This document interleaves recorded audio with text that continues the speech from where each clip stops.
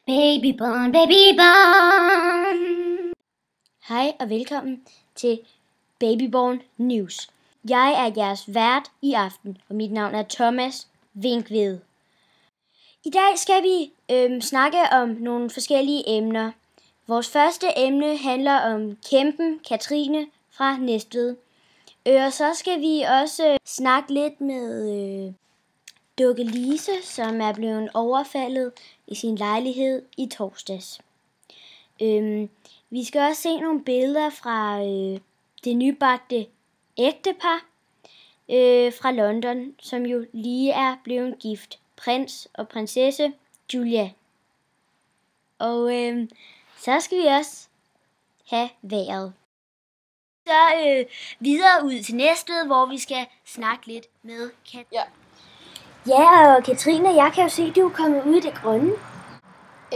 Og Katrine, hvordan har det egentlig været for dig, da du gik i folkeskole? Hvordan har det så været for dig at være så mega højere end de andre?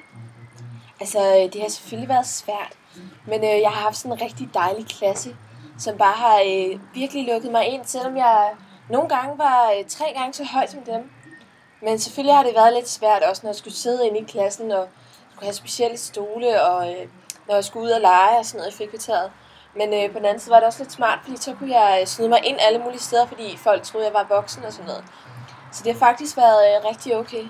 Men hvordan har det så været som din mor? Altså, har du været bare sådan mega stor som baby, eller har du været ligesom normal, ligesom de andre? Altså, jeg blev født som en ganske almindelig baby, men jeg har så bare vokset dobbelt så hurtigt som alle andre. Det er en sygdom, der kaldes kyrose, som er en meget sjælden sygdom. Jeg er den eneste nulevende i verden, der har det, og det er simpelthen noget, der gør, at man vokser 2 eller 3 gange så hurtigt normalt, så man ender med at blive rigtig høj. Spændende, ja. Hvad kan sådan en som dig sådan have som arbejde, altså når du er så høj? I nogle forskellige arbejdssammenhænge.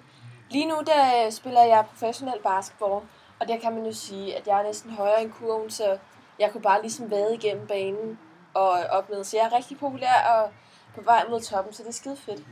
Ja, det er jeg jo glad for, at du også skal se de positive sider. Men så har jeg det sidste spørgsmål til dig. Er det egentlig sådan, at du får specialsyet dit tøj, eller syr du det sådan selv, eller er det sådan en butik for kæmpe mennesker? Sådan? Altså, jeg har faktisk en rigtig god veninde, som er rigtig god til at sy. Jeg startede med at gå i en butik, der hed XXXXXXXX large. Men det blev hurtigt et problem, fordi de var meget brede i vidden og ikke så meget i højden. Så det var lidt et problem. Men så mødte jeg en rigtig god veninde, som var i gang med at uddanne sig til at kunne blive skrædder. Så nu får jeg hende til at sy mit tøj. Så det er rigtig skønt, at hun vil det. Tak fordi du gad at... Ja. Nå, men tak fordi du gad at medvirke i vores program, og have en rigtig god fremtid, og have en rigtig god aften. Babyborn, babyborn. Ja, og nu skal vi så videre ud til vores reporter, Henrik, som skal interviewe Dukke Lise.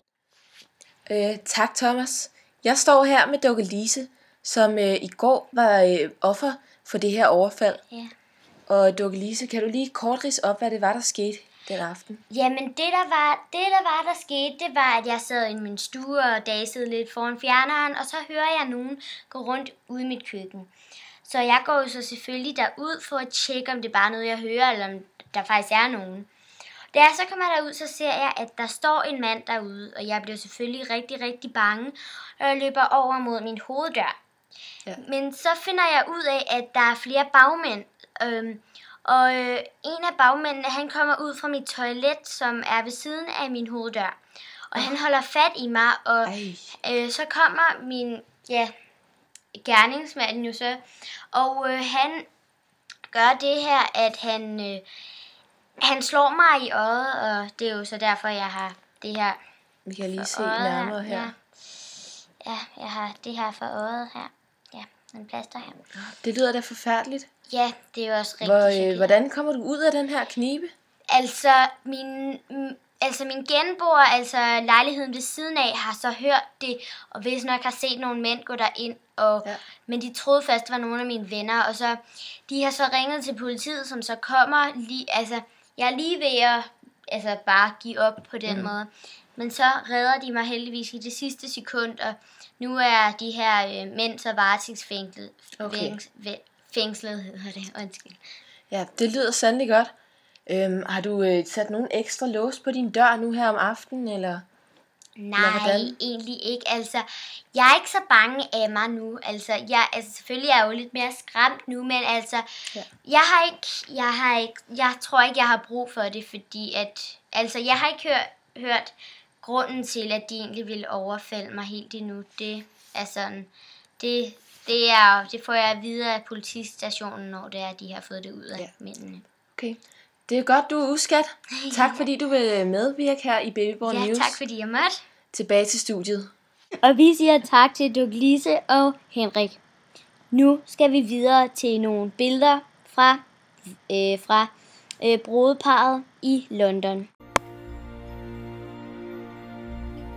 Nu har vi det sidste indslag for i dag, og det er vejret.